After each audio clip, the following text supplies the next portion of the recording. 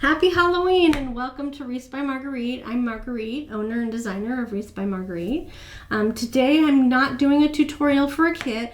Today this is a quick run through of how to assemble a storm door wreath for an item I'm putting in my shop. I learned just a few days ago that I really didn't have very much Halloween in my shop, so I need to get my hiney in gear and get some more made. So I made a storm door wreath in the pinks and the oranges and blacks, as you can see here. Very popular color theme this year. They're using lavender as well, but I haven't jumped into that yet as well. Stay tuned. It might happen, it might not. This is a storm door wreath, like I was telling you. That means it's under 4 inches deep. If you look at it from the side, it's super narrow so that it fits in that 4 inches of space that you have behind a screen door or a storm door without crushing it. The difference between this and a traditional wreath is it lacks a bow. If you try to put a bow on a wreath like this and put it behind the door, it's going to get squished, not going to look good. So instead, the ribbon is a little bit more evenly dispersed through the wreath so that it still looks big and fluffy. So stay tuned, follow along, and watch me make this wreath today. Okay. And keeping in mind that this is not a kit, this is me making product for my shop. This is what comes in a standard kit for a storm door wreath. You get a frame with the pipe cleaners pre-attached. You get your mesh pre-cut. All mesh frays, that just is what it is. You get your ribbon. You just have to do minor cuts to give it a design on the tip and make your bundles. How did I come up with the color scheme? Everything, for the most part, I'd say at least 95% of the time, comes from looking at the sign. What colors does the sign have? That is your best indicator for what colors you want to use in all of the products you have. I cut that a little long, so I'm going to adjust it. Always have a trash can. I'm just going to quickly go through assembling this so you have an idea of what to do. If you follow some of my other tutorials, you'll see I used a clip and a ruler to find the center of my mesh, but this has a design and I've made multiple wreaths today, so I'm on a roll. I can generally, because I've made over 2,000 wreaths now, do it without when I have a design on the mesh. If you have a solid colored mesh, even now I still use the clip and the ruler to make sure I'm centered when I'm gathering the mesh. And if you notice, I'm always putting these outside cut edges over the inside cut edges. I find that that helps limit fray. All mesh frays, there's no avoiding it. There's another piece of fray there. Some more than others. There's just no avoiding it. But I always try to cut as I go, looking to make sure my outer edge is round, because that's what's going to show on this lower level. And I always try to skip and do every other. I find that the mesh lays flatter, has a prettier pattern when I do that. And I'm always putting the mesh curl side down. This white line in the center of snowball design really helps me stay focused on the center of the mesh so I can keep that circle around. I never have a death grip on any of this stuff because first of all, your hands will cramp faster. Second of all, it gives you the leeway to adjust the mesh so that it's a nice circle. So I'm taking that outside cut edge over the inside cut edge, and sometimes I'm able to curl the edges under when I'm done placing the mesh in the wreath frame. Sometimes it has a mind of its own and it goes where it wants to. Okay. Alright, so I do the first 3 and then I come back and do the next 3. There it is. These are all cut at 20 inches in length.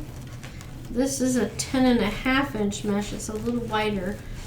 Most mesh that I use for this type of wreath is 10 to 10.5 inches. Almost seems like it's a little longer than that, to be honest with you. but anything up to, they make a 12-inch mesh. I'm not sure if that's something that I would use in a storm door wreath. It's certainly going to make it wider, but I don't know how well it would do in a circle. I haven't used it before. You don't want to use the 6-inch mesh for this, 5.5 or 6-inch mesh for this style of wreath, because it's not going to give you the coverage you need. You could use it as a accent maybe on the top level if you're not worrying about a storm door, if you're putting it somewhere other than a storm door.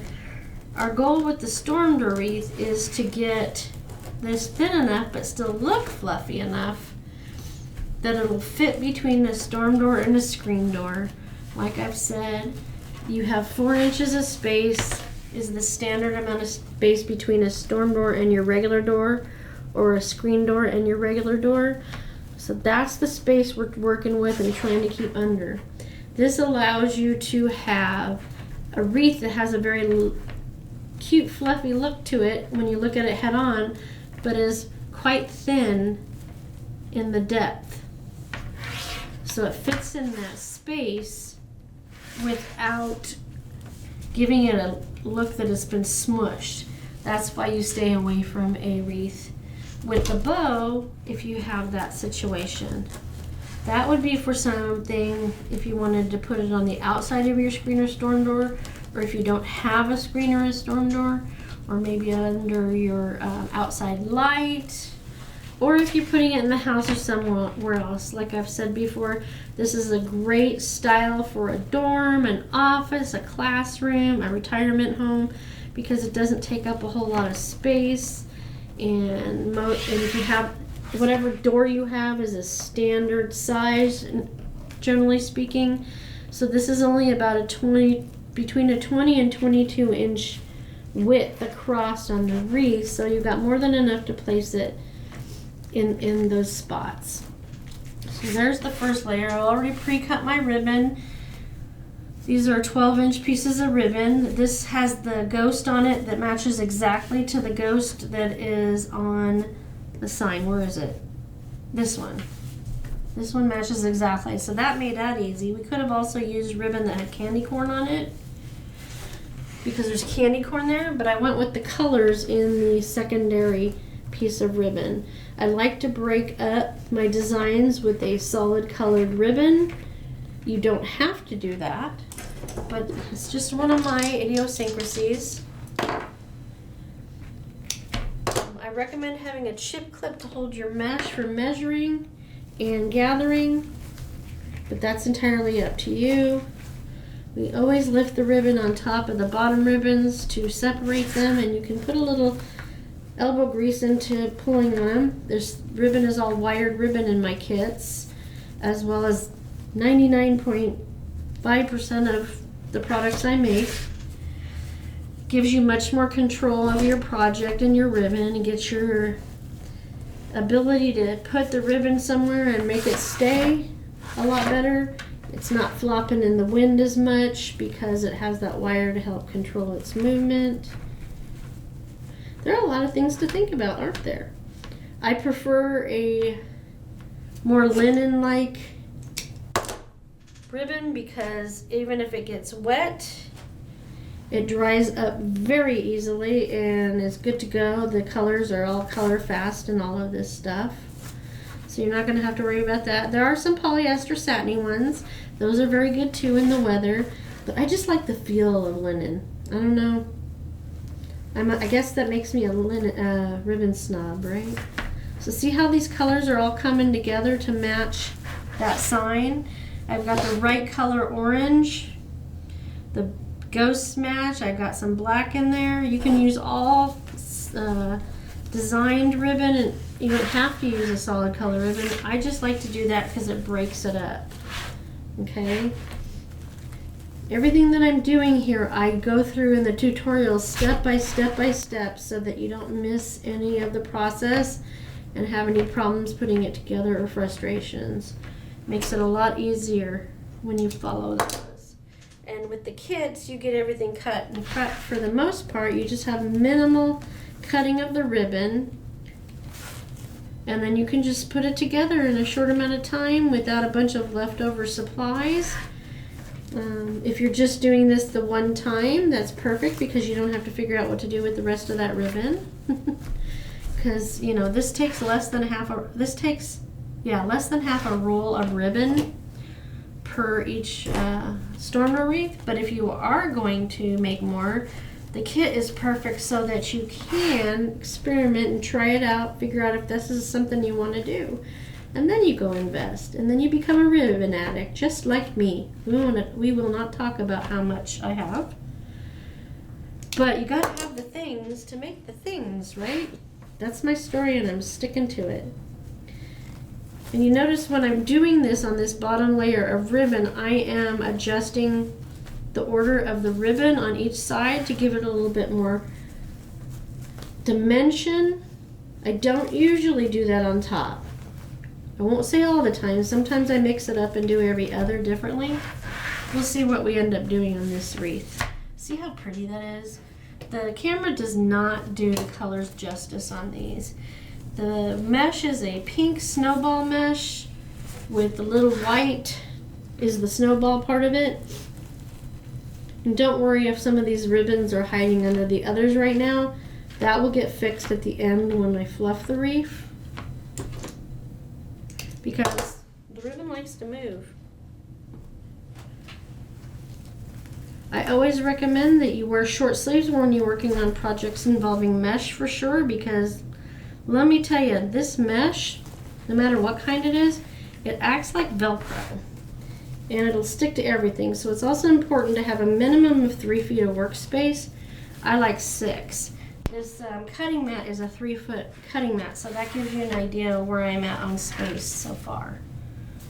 Okay, I'm going to put this last one in on the bottom layer, and folding it like I did with the outside edges facing the edge of the table. I call that an inverted V because the V is upside down, it's facing me, and that's to help the mesh, no, not the mesh, the ribbon stay to the outside of the wreath, because on this lower layer, the only thing you're going to see when the wreath is complete is the outer edge. Okay? On the top, you'll see the whole thing. All the ribbon will be on display. Okay? So, there we go. First layer is complete. Wire cutters are important, as you see, to cut off excess pipe cleaners. You need scissors. The ruler is optional. You'll understand that if you watch some more of my videos. One less tool to have to keep on the table. But if you want it, I recommend having a ruler, at least for the beginning when you're first starting to make these. And then I have this. I'll show you what we're doing with these 2 tools at a later time during the video. And the chip clip. I'll use it real quick once to show you what the chip clip actually is for, so I don't leave you in the dark. How's that? Stormed wreaths are my #1 selling wreath. They're affectionately known originally as a pancake wreath, but I got a lot of funny looks from my customers and comments like, oh, can you eat it? No, you can't eat it. It's not food. But pancake coming from how thin it is. Okay? So I'll use the clip one time. So this is where the ruler would come in. You can either use the ruler to find your center, which is 5 1/4, or you can fold it directly in half to find your center. Same place. The clip goes there. I flip it around, and that's my guide for ruffling up the center. That keeps me on the center. So there's that, but I already have the little white strip in there, so I already know that's the center. So it also helps to hold down your mesh when you get curlier mesh. Sorry, I fling things, my apologies. And I always notice, if you notice, I always try to turn the wreath so that it's comfortable for me to put the product in. You can do this sitting or standing or both. There are points in time where I sit, and there are points in time where I stand. Mostly I stand for when I'm putting the sign in, and when I've been sitting too long and I've been doing a lot of them. positioned correctly. Again, I'm doing every other so that it lays nice and flat. I'm not going to use the clip this time. I know that's my center because I figured it out before I started. That curl can be a pain, so it does help to use the clip or something heavy to lay on the mesh at the top while you're ruffling it. Okay. I love this mesh. So I did that one, so I'm going to do it in this one. Okay. Tighten low a couple times. And put that outside cut edge of the mesh towards over the inside cut edge. That protects it from catching on anything between here and there. Once it gets on this in your door or it's home, no big deal. Just the mesh to make sure it's a nice circle and that the edges meet up. There we go. Sometimes I'm able to curl it under the mesh, sometimes I'm not. 4 pieces to go.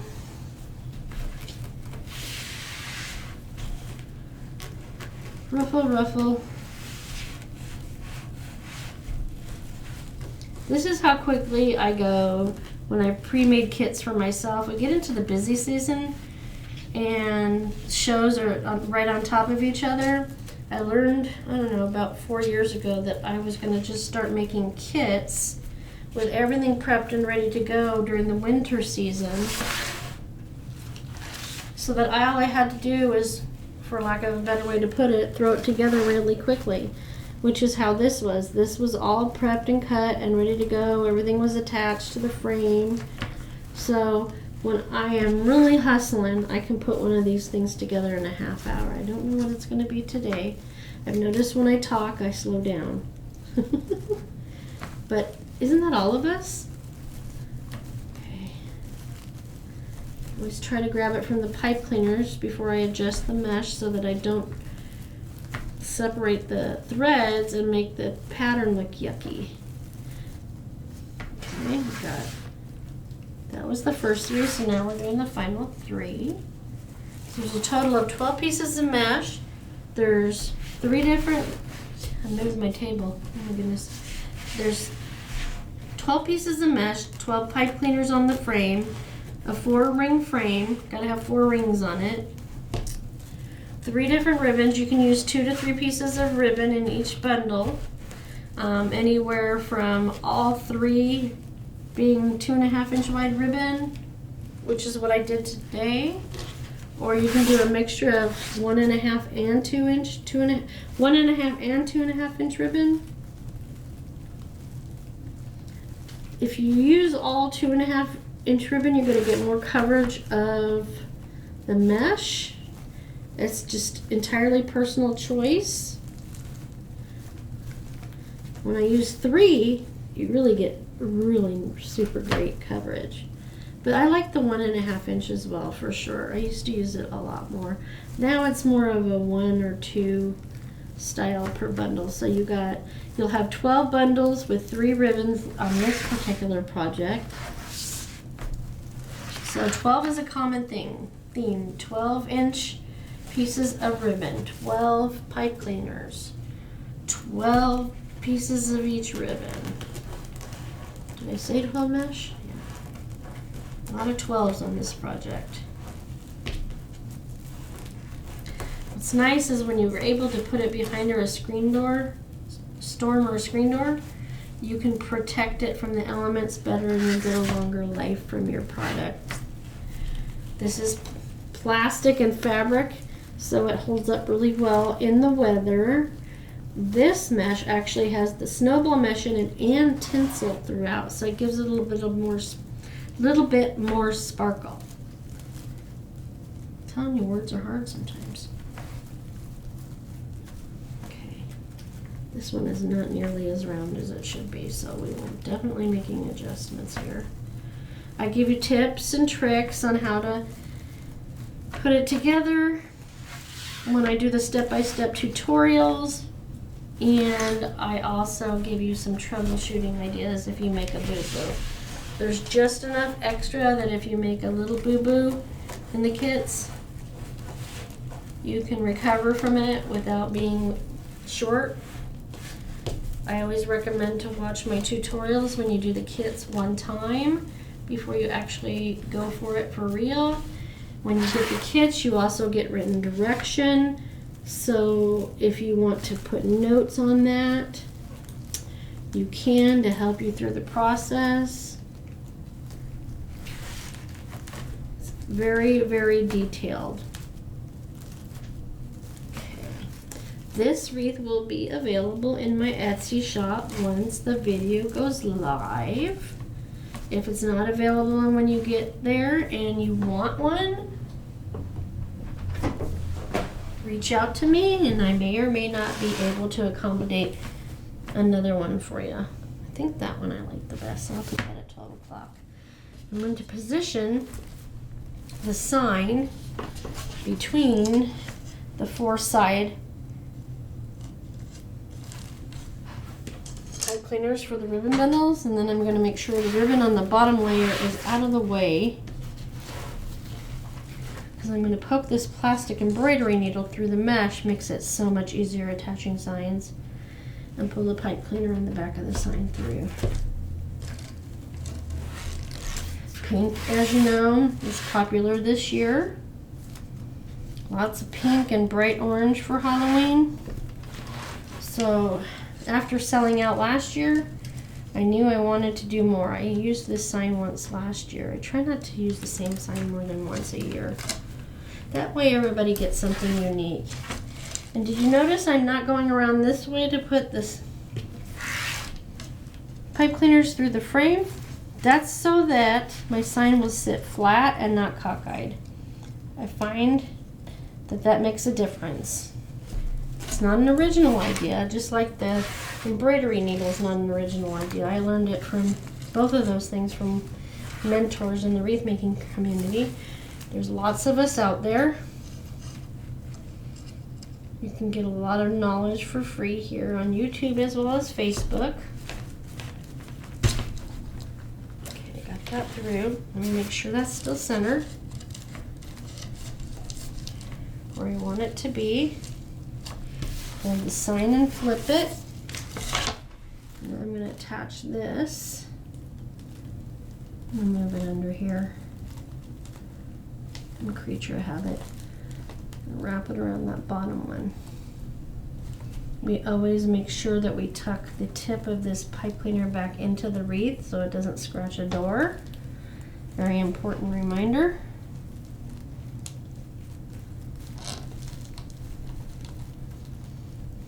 And when I can, I either wrap it around the frame where there's a crossbar, these things, or where there's already a pipe cleaner, so that the back doesn't look like one big mess.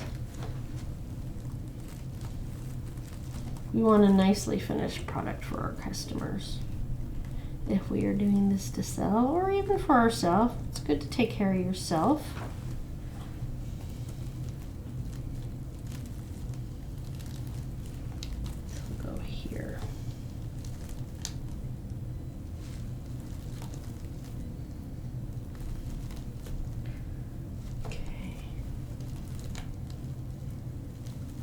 Over, and we'll place those last. Ooh, I blew up the table. Everything's everywhere. Stay. I get into it. What can I say?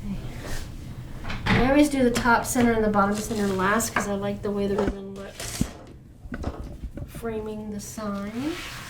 And since I don't have any directional ribbon, meaning the word boo and the ghosts are going this way and they're going this way, I don't have to worry about whether they're right side up or not when I'm placing them in here. And I think I'm going to mix it up a little bit. We talked about this just a few moments ago. I'm going to put the stripe closest to the sign. The orange will always be in the center, and then the boo on the outside.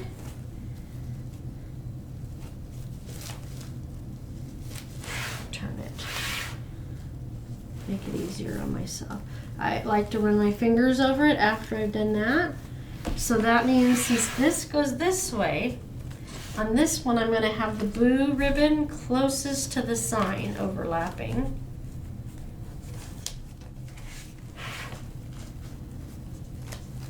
And I spread out the ribbon. So that means I'm going to take this out here and the orange in the center as always. See what I'm doing there? It gives it more design, more texture when you change it up a little bit.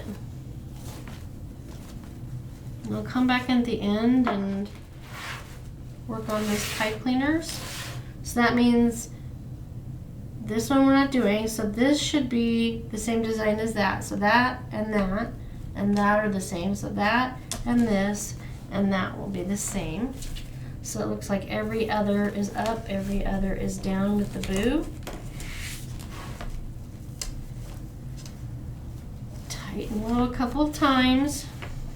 And we're gonna make this look exactly like that bundle of ribbon tails. I try not to ever grab the ribbon from the edge because some of these are bonded, heat bonded with their edges, so you don't want to separate the edges. Where this one is sewn in. It's an important distinction to notice on how to manage them. I did it wrong. I was trying to do like the bottom layer. All right, I'll go back at the end and adjust anything I need to as well. But the more you do along the way, the less you have to do at the end. Hopefully that makes sense. Gathering it up, putting it in the pipe cleaner. 3 times. So that means this is going to have the boo closest to the sign with the ghosts. So we're going to go here. See how I change things up a little? I don't do the mixing it up with how I do it. I do it pretty consistently the same in the tutorials.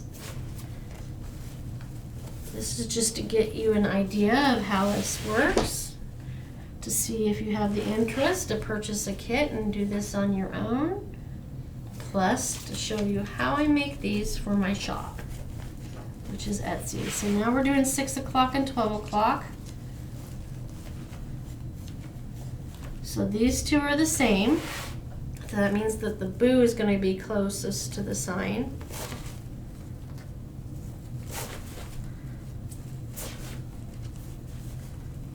Don't be afraid of the ribbon, you're in charge. When I'm done, I'll stand up and make sure everything is evenly placed. I'm going to do this last one.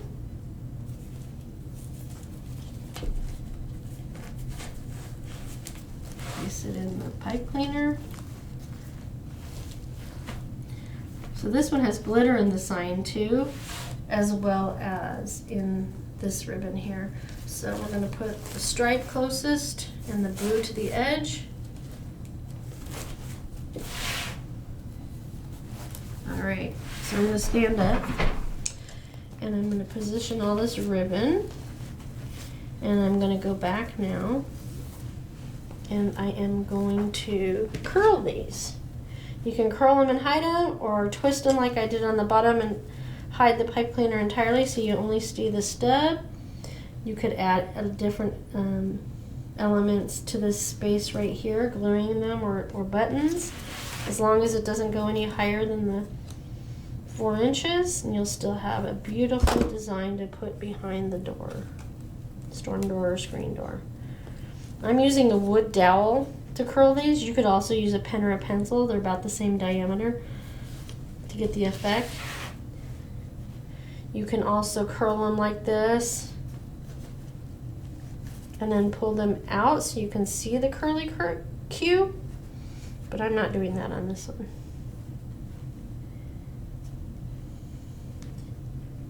Get that in there. 3 to go. Almost done.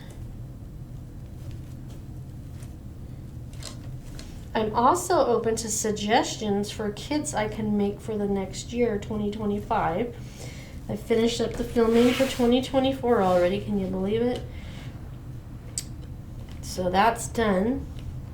I will do kits for Valentine's Day, St. Patrick's Day, Easter and or spring.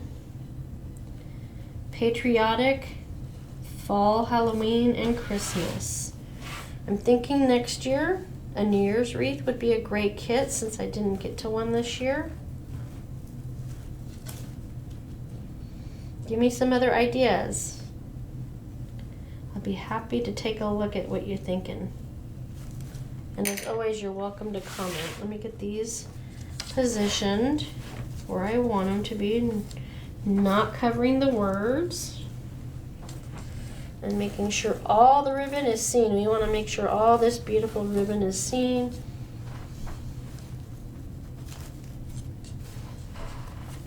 Otherwise, what's the point, right?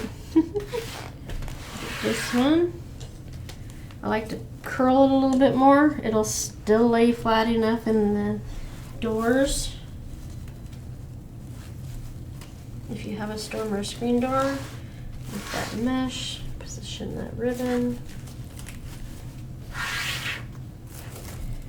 Run your finger over the ribbon so it's nice and standing at attention.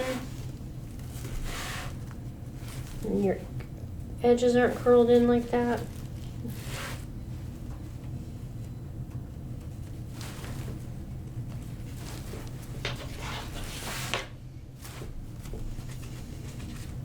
Did I do that one? I think I did. No, I didn't. It's there.